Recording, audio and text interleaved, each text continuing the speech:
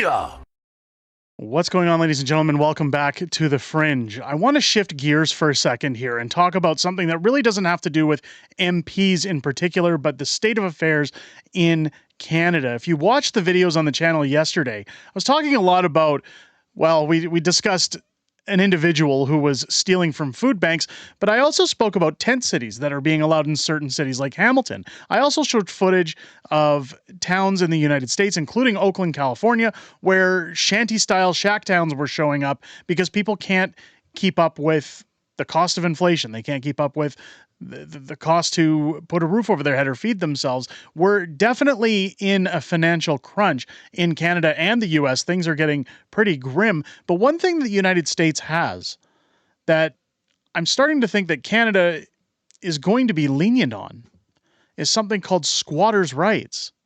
Now, if you're not sure about what squatters' rights are, essentially what happens is if you go on a vacation or if you leave your home for an extended period of time, people will actually break into your home, remove your belongings, and move their stuff in.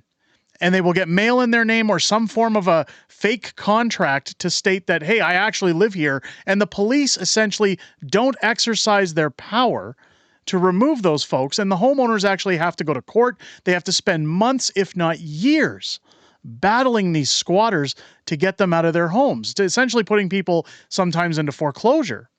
Now, in the United States, it is a very large problem in certain states like California. I know in New York, they've recently had issues with this where, again, the police aren't able to do their job. Even if they want to, their hands are tied by progressive laws that say housing is a necessity. It's a right. We've seen Alberta crazy clown Janice Irwin talking about that in Edmonton, saying all of these tent cities popping up with homeless people. Well, housing is a right. Housing should be mandatory for people. They shouldn't have to live in tents. Well, now in cities like Hamilton, things have erupted where, again, in yesterday's video, we showed they were permitting tent cities within Hamilton because they understand what people are going through, but things are significantly getting worse. As the Ace of Spades shows, they're coming for your houses. Illegal immigrants camping in tents in front of City Hall in Hamilton, Ontario, are now threatening to hijack houses after families leave for work and school in the morning.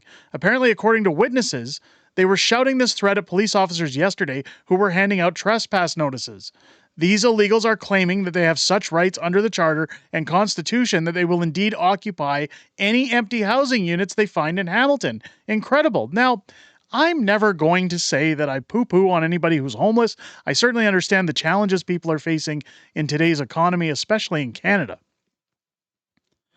But when you're talking about illegal migrants, this is a problem I'm not hearing any of our political leaders discussing. I'm not hearing anybody bringing up a solution.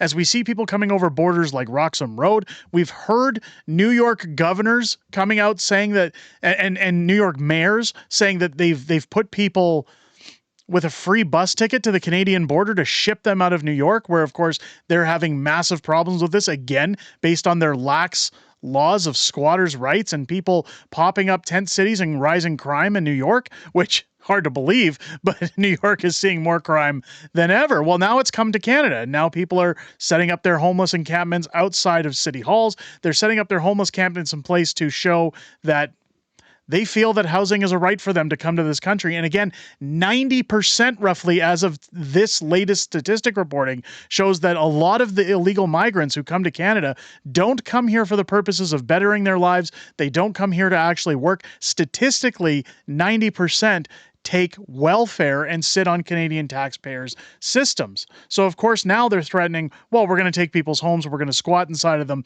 and you're going to have the problem of a lifetime on your hands. Now, for a city like Hamilton, this could be an ongoing issue because how many police do Hamilton actually have? Are the police actually going to enforce the laws? And one thing I want to show here is that there's a little bit of hypocrisy when it comes to the police and how they show the law. Now, before we get into that, I do want to touch on this article from about earlier in the month, April 10th. Hamilton City Hall encampment with nearly 100 people now gone. So they're trying to use the media to make it sound like things are okay. That, hey, we're cleaning this problem up. But as you see by that latest tweet, it's still there. Of course, you see Hamilton is intense. This is intense. You know, a lot of puns. What was it Chris Rock said in his infamous "No Sex in the Champagne Room" song? If a homeless person has a funny sign, they haven't been homeless for very long. A real homeless person is too hungry to be funny. And hey, I'm willing to vouch here. All of the people who were living in an encampment in front of Hamilton City Hall are now gone. Well, not according to this tweet that came out earlier today. The city says in February it began working with the people living in encampments to connect with them with resources, shelter spaces, and alternative sites where an encampment would be allowed under the city's protocol. Again, they're allowing it. Sure, come on over here. Bring your crime, bring your garbage, bring your tents, destroy our city. Bylaw officers handed out notices in March asking people to voluntarily leave and then followed up with the trespass notices. Again, this is what makes me question if they're threatening to go into people's homes while they're at school or at work and essentially squat. If they've been working since March to ask them to voluntarily leave, what is this going to mean when they jump into people's houses? How long is it going to take? We're going to ask you to voluntarily leave somebody else's property? Protest organizer Angela Voss was arrested last Thursday. She is accused of assaulting one of the bylaw officers handing out one of those notices on March 25th. Voss says the video shows she's innocent. Again, I'm not going to get into that because I really don't care. I was actually shocked because nothing happened outside asking them how it feels to displace somebody who already doesn't have a home and has nowhere to go, Voss says in an interview. Other than traditional things that we say to bylaw officers, there was nothing and no other interactions. She says she's disappointed more couldn't be done for the people who lived there for so many weeks. She called the Hamilton protest encampment. It began in response to a council vote to keep 2 Stony Creek parking lots from being turned into new affordable housing. After much public outcry over the decision, Mayor Howarth announced that she would use her strong mayor powers to veto the council's decision. Again, this has been going on for a couple of months now, and nothing's been done. So when you push back against protesters as well as illegals, this is what they threaten. We're going to, where is it here? Hijack the houses after families leave for school and work in the morning. The problem with protest in Canada, the problem with people who come here to essentially throw their beliefs on us, they're dealt with in different ways because, of course, we want to be diverse, equity, inclusion, diversity, right? You guys remember this? You guys remember this from protests? If no one told him they can't come back, otherwise he would have said, okay, I understand. Okay, I'll just ask just so... Sorry, it's the person with the vest? Jihad? Yeah, I was straight at it. Yeah. And then the guy, no, sorry, yeah, this guy with a yellow vest on walking in. How did you get coffee from the police? We're not the police. Someone has brought it for us, but the police won't let them in. So the police is now becoming our little messengers between us. I don't know. I have no idea what's going on. Well, you're not the only one who doesn't have an idea what's going on. This is insane. Now, again, I'm not picking part Palestine protesters here. I'm not going to get into that whole mess. I'm simply pointing out that when it comes to protest in Canada, the police seem to tie their hands behind their backs when it comes to enforcing the same rules and, I guess you could say, fairness. You hear Crystia Freeland talk about that with the budget. I'm talking about fairness, that if you're going to do something to one group of people, you have to do it to all of them. It has to be all or nothing. Now, I'm going to show some more examples of this. And again, I'm not picking on the Palestinian movement. I do think things are getting out of control. I will add that. I think that somebody's going to have to step in at some point. I stand for anybody's right to protest, but look even what's going on in London. Like, this is how out of control it's getting in London. Of course, everybody's got their face covered, pushing back against police, arguing in the streets, looking for ceasefires. Again, I'm not getting into the politics of it, but you don't see horses trampling these protesters. You don't see emergencies acts being brought out or emergency style act. The crowd chanted, stop arming Israel. Again, they're free to protest. You're free to express yourself. But this is out of control. And there's nothing being done to, I don't want to say silence it, but control it, to get it in a controlled manner. You can see it in Canada as well. Look at the turnout here. The last time I seen people gathered like this in front of the House of Commons, an emergency act was put into place and people were stomped and trampled by horses. People were shot with tear gas. Reporters were hit with police riot weapons such as batons and bats. This is insane. And this is what makes me question that if protesters and illegal migrants claim they're going to occupy people's homes, that it's a right, that when you see NDP MPs like in Alberta with Janice Irwin, Buddy Holly as people call her, I call her Napoleon Dynamite, as she comes out talking about housing it's a right.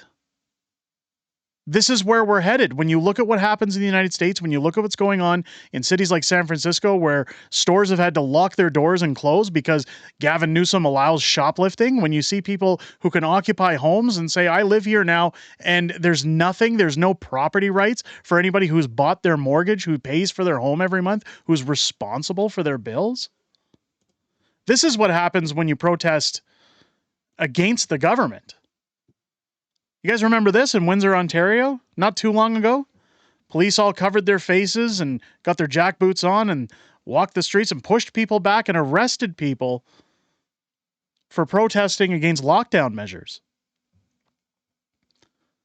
I don't see anybody pushing the police here like in London. I don't see anybody forcefully harming police or threatening police.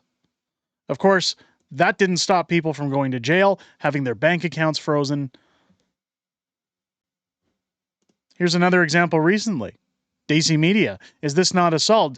Deanna Sharif, who also has admitted to taking payments from Justin Trudeau, by the way, to spread her hate all over the streets of Ottawa, is accosting people with an electronic whistle. These whistles are loud enough to cause hearing damage.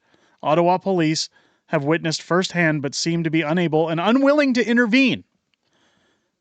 I'm going to play this clip. Again, just a warning, the whistle does get a little loud. Again, I showed this video and clip in other videos. The pleb comes in at one point and jokingly says that his ears hurt. Again, the pleb is fine, but let's take a look at what happens here. That's an assault whistle. That's an assault whistle. That's an assault whistle. And you have no business.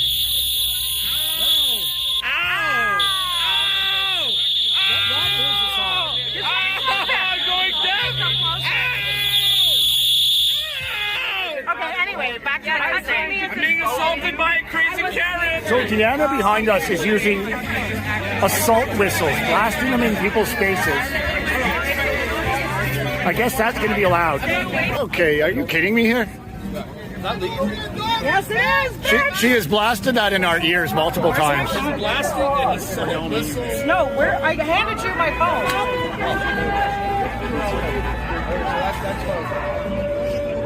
We are here in the land of the free, or so it's supposed to be. But yet we can't even report crimes against humanity because So is that above board then? to protect us aren't doing their jobs. We're paying for them to go across different countries. That is alarming. That's alarming.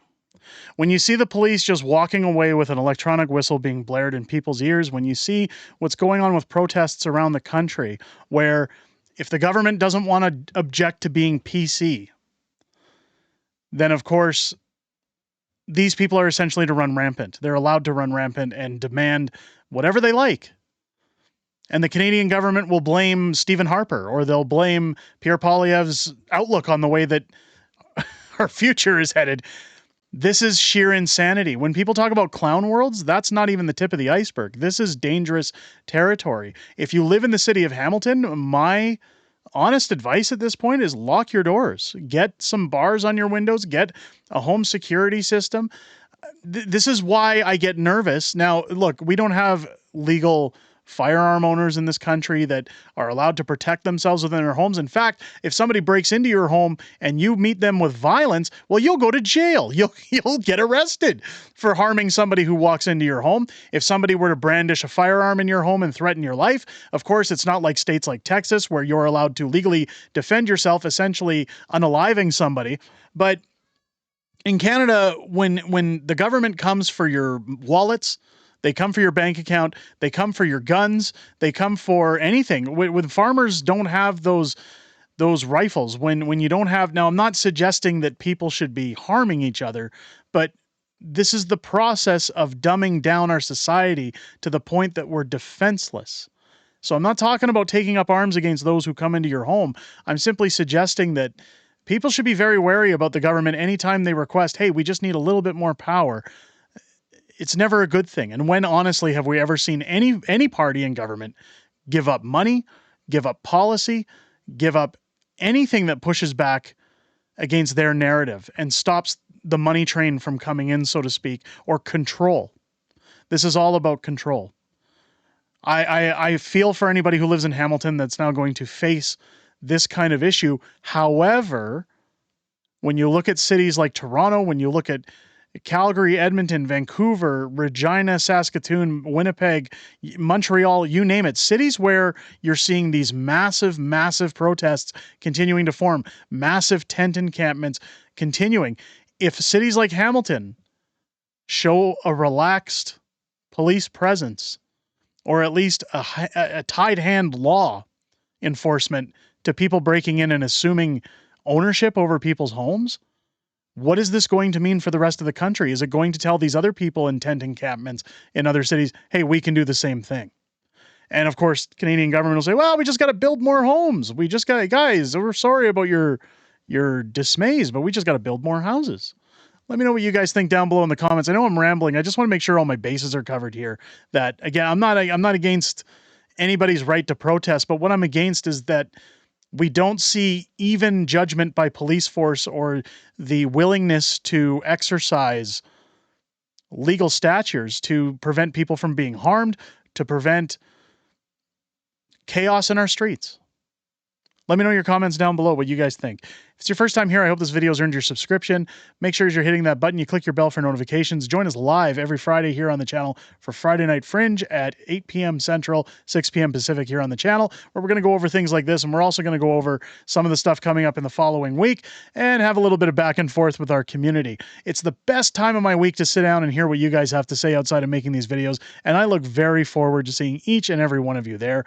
I hope you guys enjoyed this video and have a great rest of your day. I'll catch you on the next one.